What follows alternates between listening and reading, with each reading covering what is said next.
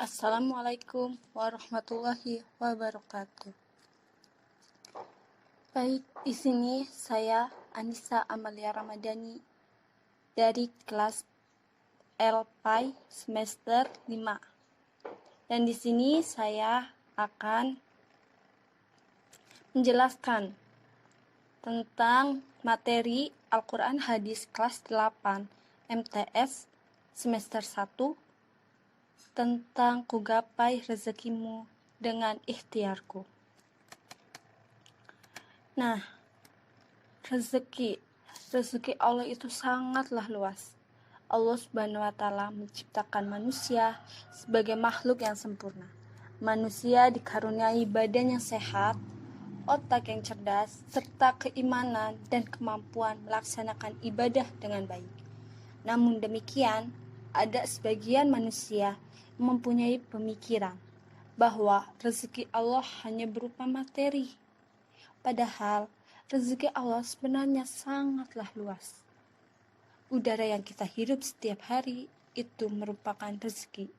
Kesehatan dan kebugaran tubuh kita juga termasuk bagian dari rezeki.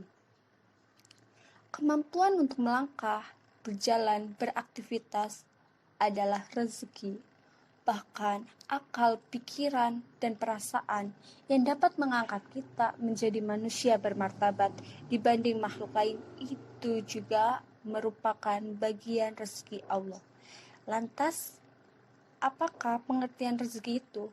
Nah, di sini pengertian rezeki. Rezeki berarti segala sesuatu yang bermanfaat, berdaya guna bagi makhluk, serta dapat dimanfaatkan oleh manusia sebagai sumber penghidupan. Rezeki juga berupa anugerah, karunia atau pemberian dari sisi Allah kepada makhluknya. Dengan ungkapan lain, segala sesuatu yang dapat menunjang kelangsungan hidup manusia dan mengantarkannya pada kehidupan yang lebih baik disebut rezeki. Tahukah kalian bahwa rezeki manusia di seluruh makhluk hidup sudah dijamin oleh siapa? Oleh Allah Subhanahu wa Ta'ala.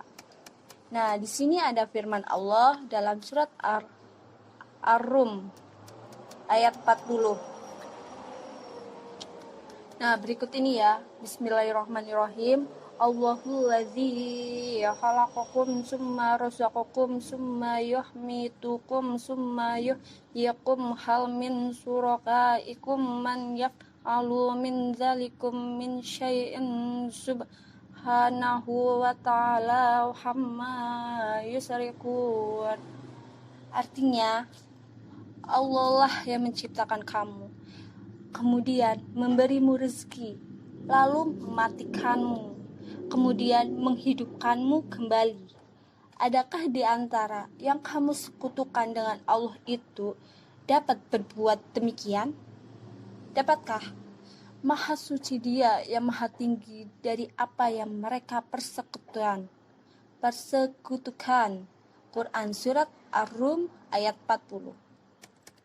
Nah, tahukah kalian ayat di atas itu menegaskan apa? Allah menegaskan bahwa Dia telah menghidupkan manusia, memberi rezeki, mematikan dan menghidupkan mereka kembali. Kemudian Allah mempertanyakan kepada manusia itu, adakah di antara mereka yang kamu sekutukan mempertanyakan? Nah, pada ayat di atas ini Allah menegaskan bahwa Dia telah menghidupkan manusia, memberi rezeki, mematikan, dan menghidupkan mereka kembali. Kemudian Allah mempertanyakan kepada manusia itu, adakah di antara mereka yang kamu sekutukan dengan Allah itu dapat berbuat demikian? Kalimat tanya semacam ini lazim disebut dengan pertanyaan untuk menegaskan, dalam arti penegasan bahwa tidak ada makhluk yang dapat berbuat demikian. Paham? Nah, inilah yang membuktikan bahwa tidak ada yang satu makhluk pun yang dapat disekutukan dengan Allah Maha Pencipta Dia maha suci dari segala prasangka orang-orang yang dapat menyetukannya. Nah, yang kedua itu ada spirit Al-Quran dalam mencari rezeki. Tadi pengertian rezeki, sekarang spirit Al-Quran dalam mencari rezeki. Setelah kalian mengetahui bahwa seluruh makhluk yang ada di muka bumi telah dijamin rezekinya oleh Allah Subhanahu wa Ta'ala, bukan berarti rezeki akan datang begitu saja tanpa berbuat apa-apa. Ingat ya, kita harus berusaha dahulu. Ada kata pepatah, berusaha tidak akan mengkhianati hasil. Dari rezeki juga kita harus berusaha. Rezeki juga tidak akan datang tanpa berbuat apa-apa. Tetapi dengan anugerah akal dan kecerdasan, kita akan memperoleh rezeki dengan cara bekerja dan berusaha. Sehingga apa yang kita peroleh benar-benar dari sumber yang halal dan berkah. Rezeki yang kita cari juga harus halal dan berkah. Nah, Islam tidak menganjurkan pemeluknya menjadi pengangguran, meski dengan alasan untuk berkonsentrasi dalam beribadah kepada Allah Subhanahu wa Ta'ala, atau menggantungkan belas kasihan orang lain dengan cara meminta-minta atau menjadi pengemis. Jadi, usaha mencari rezeki adalah suatu keharusan ataupun kewajiban yang harus kita lakukan. Seorang yang bekerja dengan cara yang baik, halal, dan tujuannya benar, ia akan mendapatkan rezeki dalam bentuk materi atau duit, sekaligus memperoleh pahala karena apa yang diusahakannya termasuk perbuatan ibadah. Jadi, semisal kita mencari rezeki itu juga termasuk dalam hal ibadah, halal, kebaikan. Nah, renungan firman Allah ya, Quran Surat Al-Jumu'ah, yang artinya, apabila telah ditunaikan sholat, maka bertebarkanlah kamu di muka bumi, dan carilah karunia Allah, dan ingatlah Allah banyak-banyak supaya kamu beruntung. Dalam tafsir Ar-Razi dijelaskan bahwa makna maka bertebarkanlah kamu di muka bumi ini mengacu pada dua hal. Yang pertama, perintah untuk menyelesaikan tugas-tugas hidup setelah sholat Jumat. Dan yang kedua, larangan untuk duduk-duduk yang tidak bermanfaat dan tidur di dalam masjid seusai sholat Jumat. Larangan untuk duduk-duduk ini seperti menggosip, tidur, itu tuh dilarang banget ya. Dengan ungkapan lain, firman Allah di atas memantik inspirasi bagi kita untuk senantiasa produktif, energi, dan efisien dalam menggunakan waktu, sekaligus larangan bermalas-malasan. Jadi kalian tahu ya, waktu itu sangatlah berharga. Kita nggak boleh bermalas-malasan. Itu Allah Subhanahu wa Ta'ala juga berfirman dalam surat Al-Mulk ayat 15, yang artinya, dialah yang menjadikan bumi itu mudah bagimu, maka berjalanlah di segala penjurunya, dan makanlah sebagian dari rezekinya.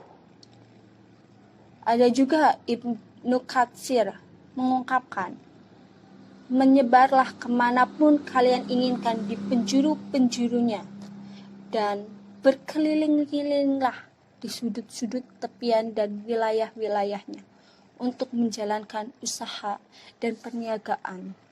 Itu penafsiran dari Ibnu Katsir, memberikan isyarat bahwa salah satu pintu rezeki Allah yang bisa dimasuki manusia adalah lewat bidang perdagangan.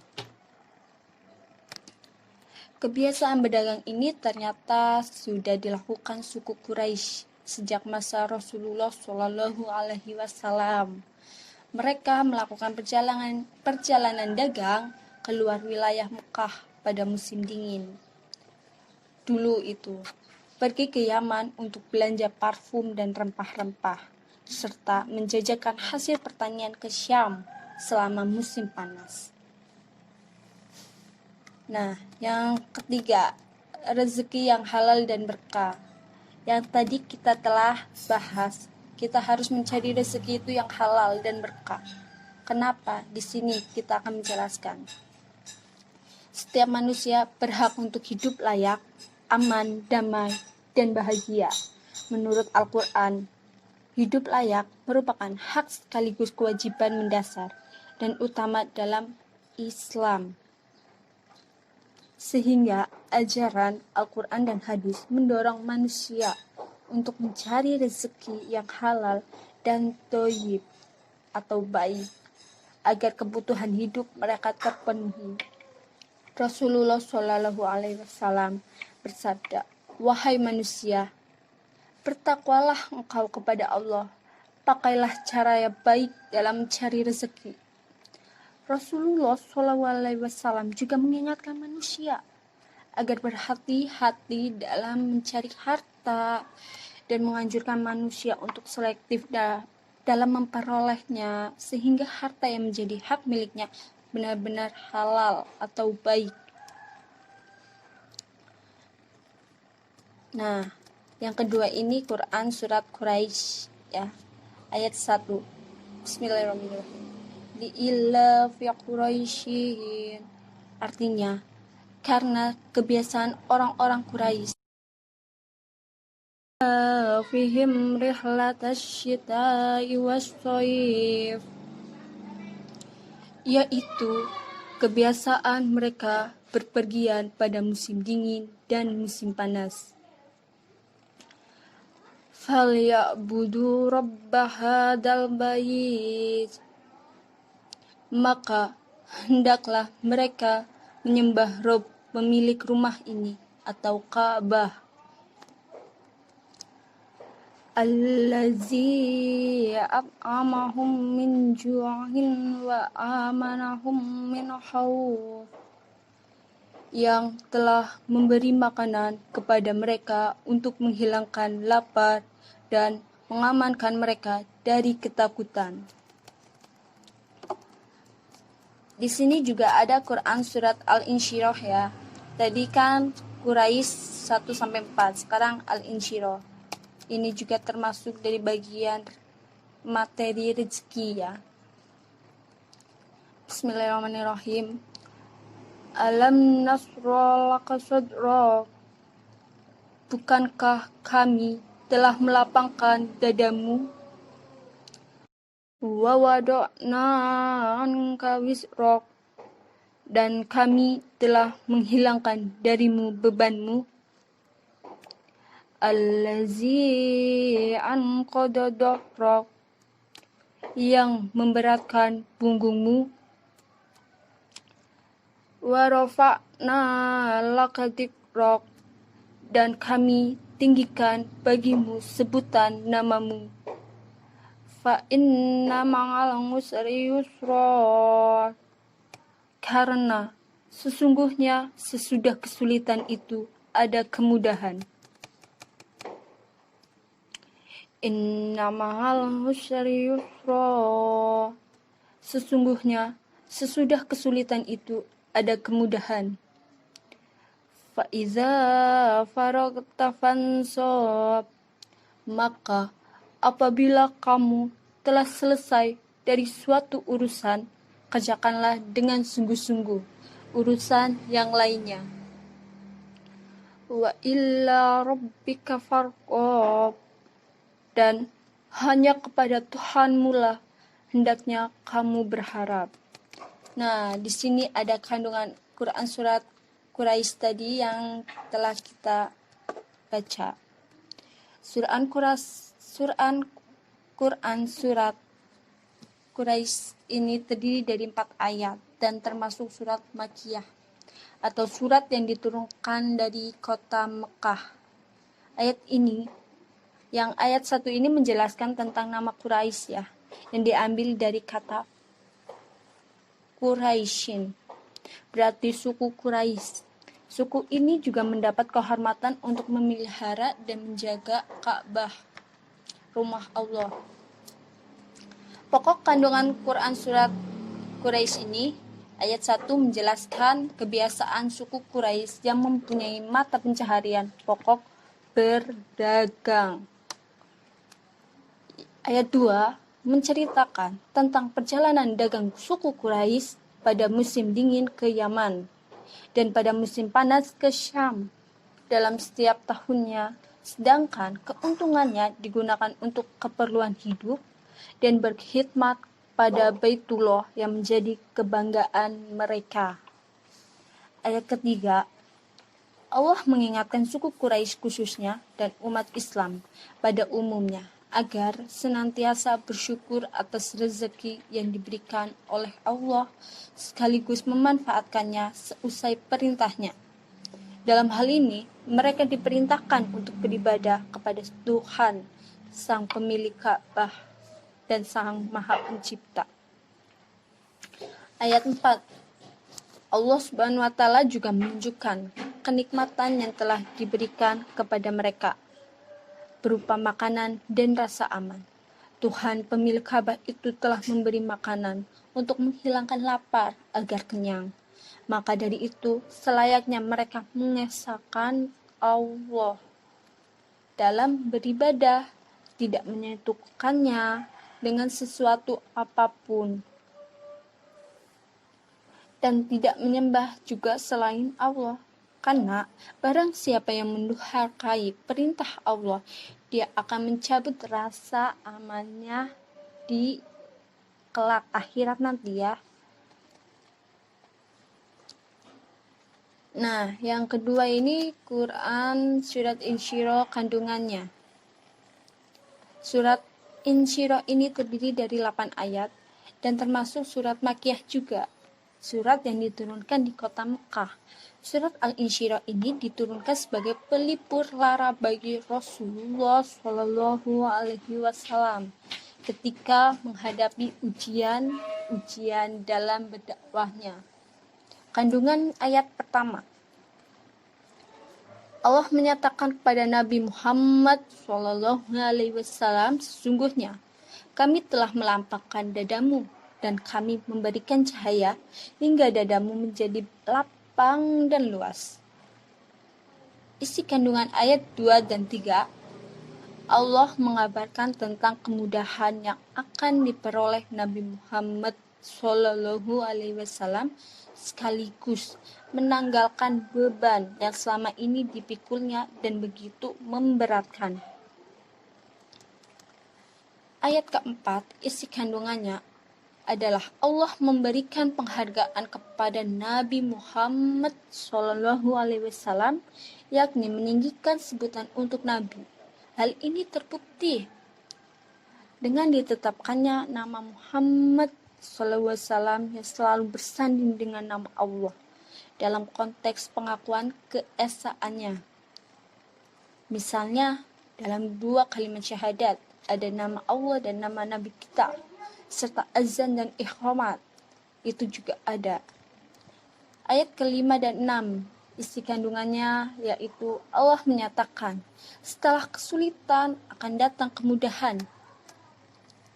Nah, dia menyampaikan hal tersebut ini untuk memotivasikan Nabi dan umatnya bahwa tidak ada kesulitan yang tidak teratasi selama manusia memiliki semangat untuk keluar dari kesulitan tersebut dan selalu bertawakal kepada Allah, karena selesai sulit ada mudahnya. Ayat 7, isi kandungannya adalah Allah mengingatkan kepada Nabi Muhammad Shallallahu Alaihi Wasallam dan umatnya agar tidak cepat puas dengan hasil usahanya. Gak boleh puas ya, tapi emang manusia tidak ada yang puas. Dan juga mengingatkan jika telah menyelesaikan suatu urusan, maka bergegaslah menyelesaikan urusan yang lainnya.